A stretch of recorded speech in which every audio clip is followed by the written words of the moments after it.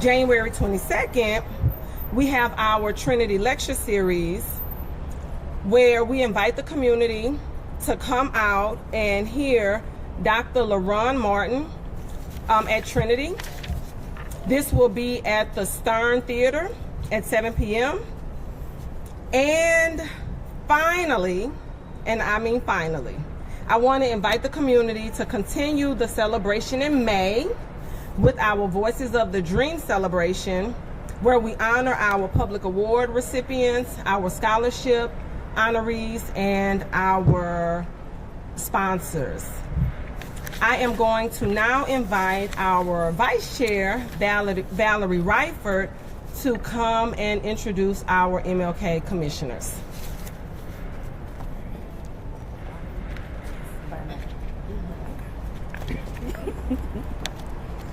Hello, my name is Valerie Reifert, and I am the Vice Chair for the City of San Antonio Martin Luther King Jr. Commission. And I would like to give just immense gratitude to our entire commission.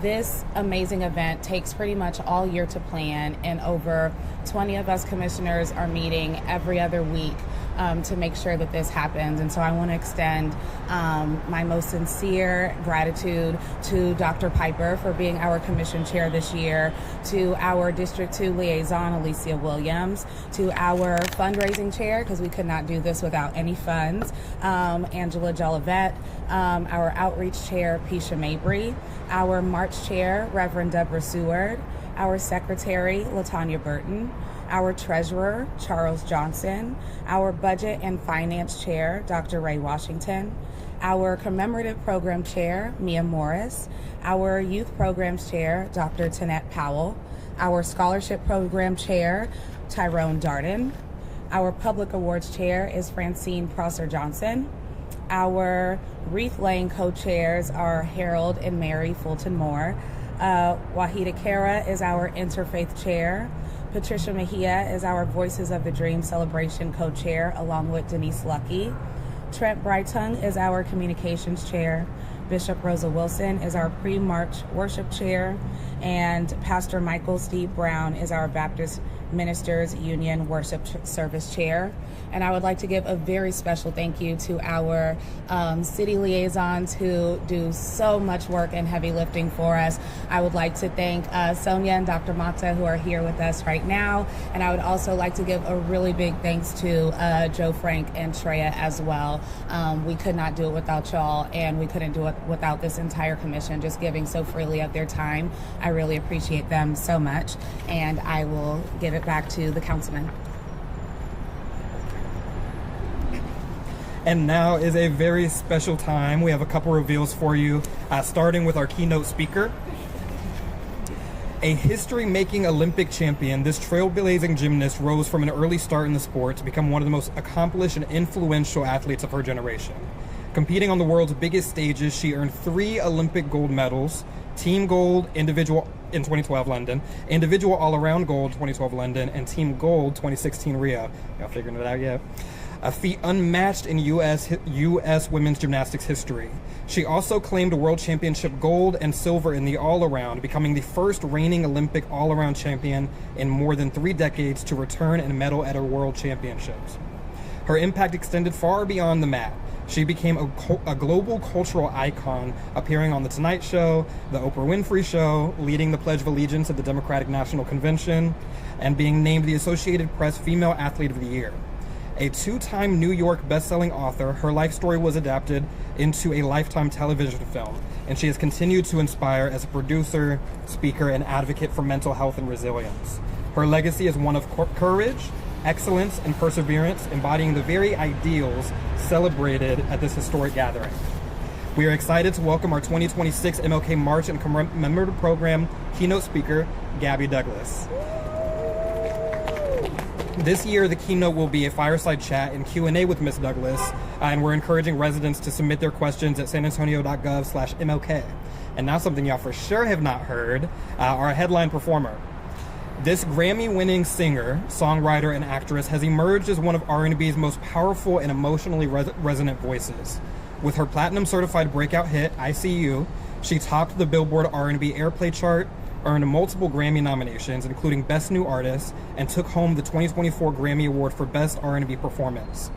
Her acclaimed debut album, Why Not More, marked a bold era of empowerment, connection, and creative freedom.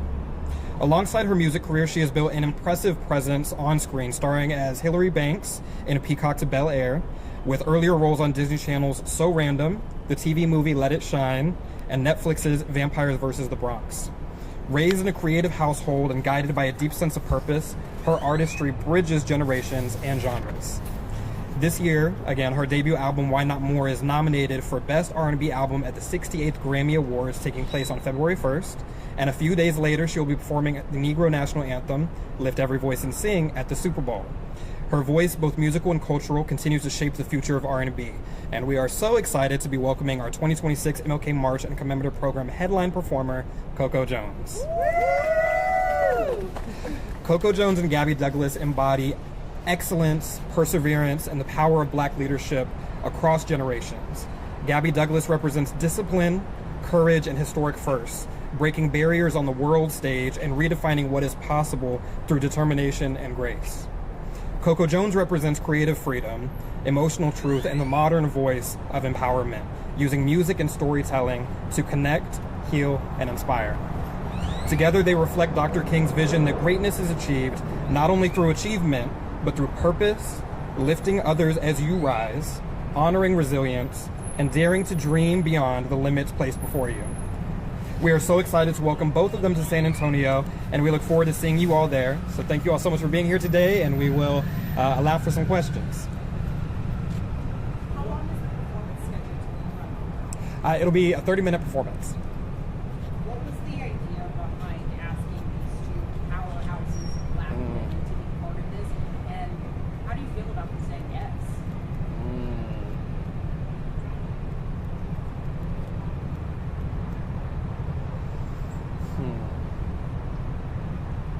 I think about the moment that we're in America and in the world and on the global stage, and the power of Black women. And so I think, especially this year where both our chair and vice chair are Black women, we have a powerful group of Black women on the commission. I think it's important that we acknowledge the role that they play in leadership, especially as we honor MLK and all the women who supported him.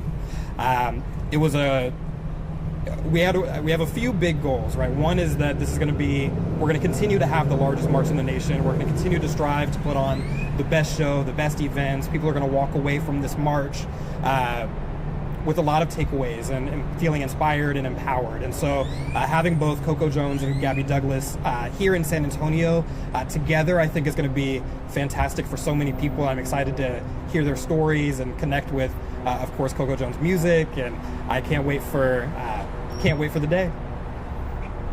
Given the fact that the celebration is the achievements were reached in the 60s by Dr. King, the Million Men, march, and everything that was achieved. But everything that was achieved has been done under this administration. Just a couple of days, Mr. Trump said that whatever happened, it was bad for white people. And now he's saying that they should be going back. So, in a way, it's a celebration. But it's a celebration that something is probably either disappear or it's about to disappear altogether.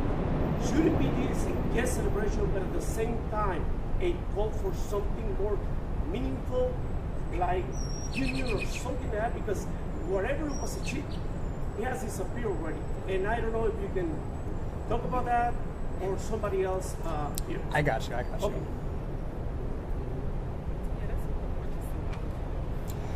I'll say something that's always said is that our march it's a march. It's just that it's not a parade. And while it is a celebration of how far we've come, it's an acknowledgement that we still have so much work to do. And you feel that in the movement as we move along MLK. I think what I would like to convey, in addition to that, is that no one man can halt progress. No one man can undo all that we've achieved as a community and as a society.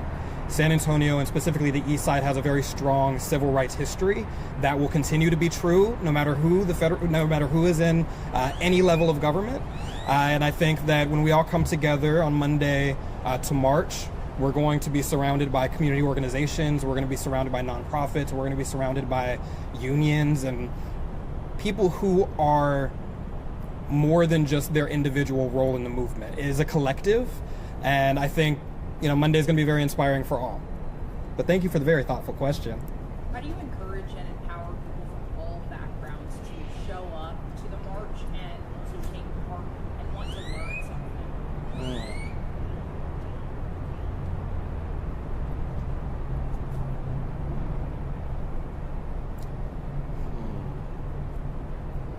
I think that's the challenge of the commission, right? Is that we have historically had the largest MLK march in the nation. There are some of our elders who are used to marching every single year and have been with us since the very inception of the march.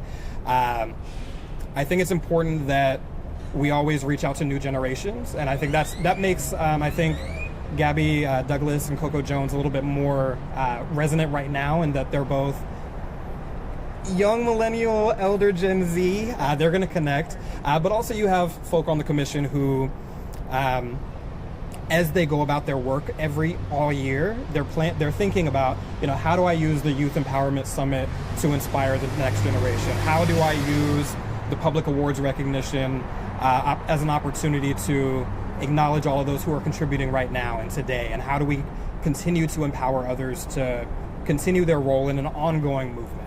And so I think there's a number of strategies that we take, including who we book to come out, the types of events that we do, the locations that we're in. I think all of those things are important, and I'll say that we have one of the most strategic and well-rounded commissions in the city. So, Gabby Jones will be singing here. Coco Jones will be singing, Coco yes. Jones, and Gabby Douglas will be here. Yes, she'll be our keynote speaker. Will be after the march on Friday, or what day? Or will be on So Monday is the march. So we're going to start off at MLK Academy. We're going to end up at Pittman Sullivan, and that's where our program is going to begin. And that's where you'll hear not just Coco Jones and Gabby Douglas, but you'll hear from at least 20 different artists and performers as well.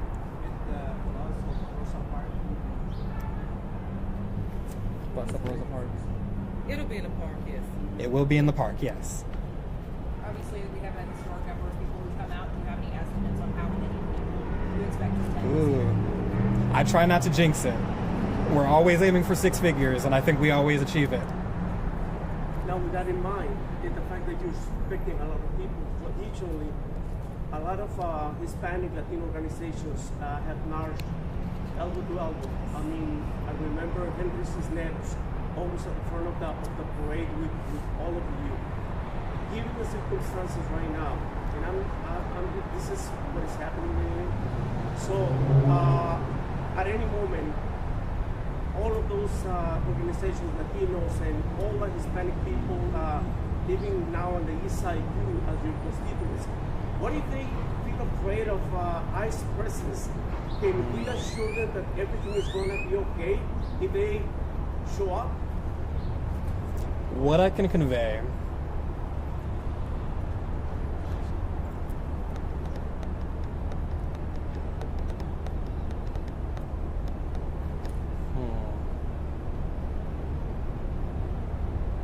one of my favorite parts about the MLK March is that when you show up, no matter who you are, you're in a community and you're family. And I think you see exactly who San Antonio is as a community at the MLK March. And so if you come out to the MLK March, you will be in community with those who seek to protect you, who seek to march alongside you, and who seek to further empower and ensure that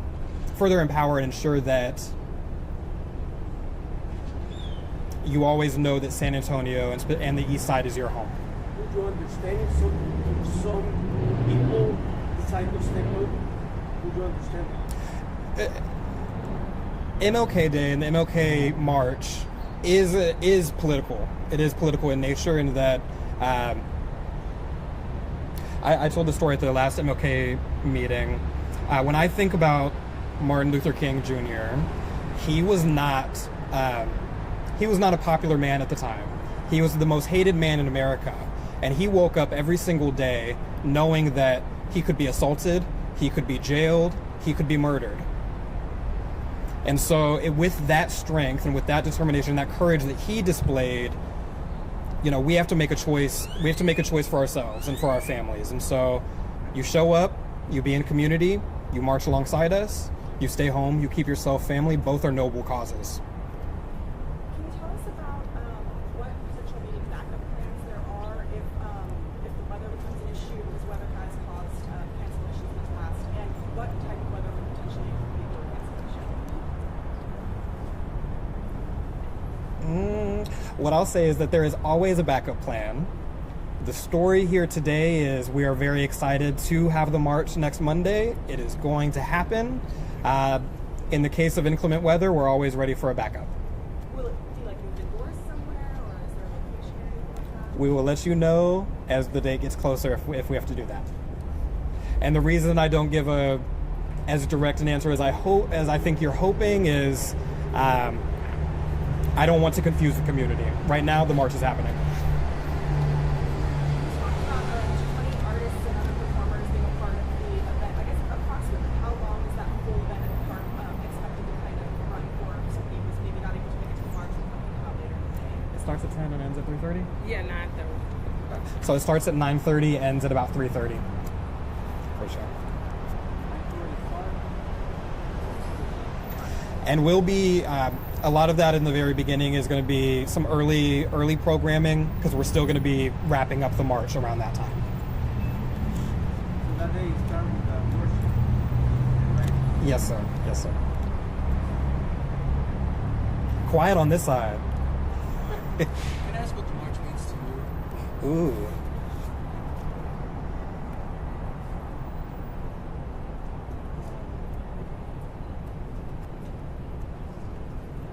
I won't repeat too much of what I've already said, but I think to me, MLK Day and the MLK March is a demonstration of all the reasons that I choose to call San Antonio my home.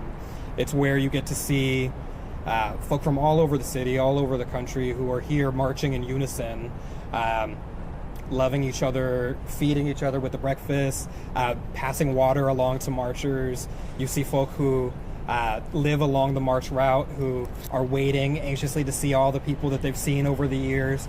And it's just a beautiful time of coming together and community. And I think there's very few events in San Antonio that demonstrate exactly what the culture and spirit of San Antonio is in the way that the MLK March does. Did I get it? Wonderful. Well, thank you all so much. I really appreciate you. Look forward to seeing y'all on Monday. Thank you.